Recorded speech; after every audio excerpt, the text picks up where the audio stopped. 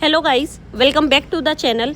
हम यहाँ हिंदू की डेली वोकैब डिस्कस करते हैं, स्पेशली एसएससी पर्सपेक्टिव से, राइट। तो आज है 18 अप्रैल। आज का जो फर्स्ट वर्ड था वो था इंटरल्यूड। इंटरल्यूड जो वर्ड है वो एसएससी सीजीएल 2022 में पूछा गया था। 12 अगस्त शिफ्ट 2 के एग्जाम में ये वर्ड पूछा गया था। अब बात कर लेते हैं इंटरल्यूड होता क्या है।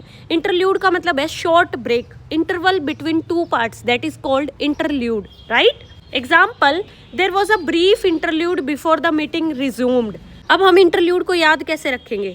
देखो, अब हम इंटरल्यूड को याद कैसे रखेंगे? दो वर्ड्स में तोड़ लो। इंटरल्यूड, ल्यूड का मतलब होता है प्ले, खेलना। तो हम ब्रेक के बीच में खेल रहे हैं, राइट। तो इस तरीके से आप इस वर्ड को याद रखोगे, इंटरल्यूड। इसके सिनोनियम एंटोनियम देख लेते हैं। इंटरल्यूड के सिनोनियम्स होते हैं interval, break, pause, gap, hiatus. ये जो हियाटस वर्ड है ये एसएससी सीजीएल 2025 की वोकैब सेक्शन में आया था। शिफ्ट तो मुझे एग्जैक्ट याद नहीं है, लेकिन 2025 में ही आया था। अभी जो रिजल्ट आया है एसएससी का उसी एग्जाम में आया हुआ वर्ड है। हियाटस का मतलब भी होता है शॉर्ट, पोज, ब्रेक, राइट। तो देख रहे हो आप, हम एक वर्ड के साथ कितने वर्ड सीख ले रहे हैं डेली। रेस्पाइट। एंटोनियम्स की बात कर लेते हैं। Continuation, continuity, extension. Interlude basically होता है इंटर ब्रेक, बीच में ब्रेक लेना, ब्रेक लग जाना किसी चीज में बीच में, राइट। नेक्स्ट वर्ड इज एरी। एरी का मतलब होता है स्ट्रेंज या फ्राइटनिंग, डरावना, अजीब, रहस्य में कोई चीज, दैट इज कॉल्ड एरी। जब कोई जगह या सिचुएशन अजीब हो, थोड़ी डरावनी लगे, that is called eerie. Example, the house looked eerie at night. Example, the house looked eerie at night.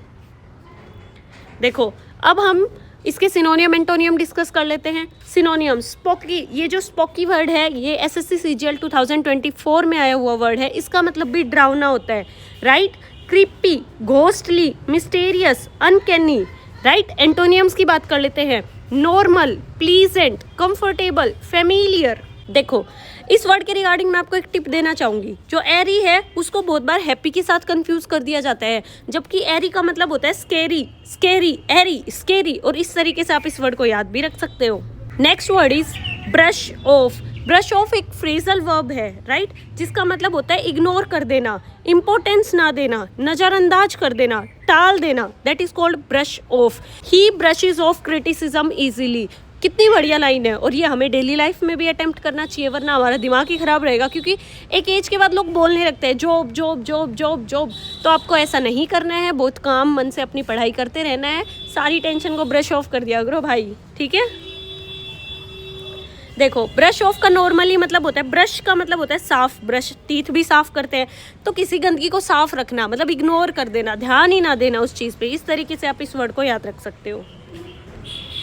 इसके synonyms, ignore, dismiss, overlook, neglect. Antonyms, consider, accept, pay attention, right. Next word is in shoes. In shoes की pronunciation मैंने यहाँ लिखी हुई है ताकि आप सही तरीके से इसको प्रोनाउंस करें। इन शूज की यहाँ फॉर्म्स लिखी हुई हैं, एक बार आप नज़र मार लो ताकि आपके दिमाग में रहे, राइट। अब देखो, इन शूज का मतलब होता क्या है? हैपन्स आफ्टरवर्ड या फॉलो, मतलब कोई इवेंट होने के बाद कुछ होना, परिणाम स्वरूप कुछ होना, बाद में होना किसी चीज़ का, that is called in shoes. Shoes पहनने के बाद पता लगा कि ये तो चुभ रहे हैं भाई, तो कोई चीज़ तब होनी, तब एक इवेंट पहले हो चुका, परिणाम स्वरूप होना। हमने शूज़ पहने तो उसका परिणाम मिला ना कि वो हमें चुभ रहे हैं। तो सेम वे में आप ये वर्ड याद भी रखोगे। जब कोई इवेंट किसी और इवेंट के बाद नेचुरली होता है, that is called ensues, right. Chaos ensues after the announcement. कुछ ऐसी अनाउंसमेंट हुई होगी जिसके बाद केओस हो गया होगा, तो इस तरीके से ये वर्ड यूज़ होता है। ट्रिक तो मैंने आपको बहुत अच्छी बता दी कि शूज़ पहनने के बाद हमें पेन महसूस होता है, तो कोई चीज़ होने के बाद उसका कॉन्सिक्वेंस आना, that is called an shoes. And के बाद होना, एन शूज़ को ऐसे भी याद रख सकते हो, एंड के बाद होना, राइट। अब देखो, सिनोनियम एंटोनियम्स देख लेते हैं। फॉलो करना, result, occur, happen, that is called ensues. Antonyms की बात कर लेते हैं। प्रोसीड, पहले होना, राइट। अब हम इस वर्ड में कॉमन गलती क्या करते हैं, एंश्योर्स का मतलब होता है बाद में, फॉलो किसी इवेंट के बाद होना, उसके कॉन्सिक्वेंसेस से होना, दैट इज़ कॉल्ड एंश्योर्स। लेकिन एंश्योर्स के मतलब बहुत बार वर्ड्स में स्टार्ट दे दिया जाता है कि स्टार्टिंग में कोई चीज़ होना, तो वो गलत हो जाएगा और आपको ये ध्यान रखना है।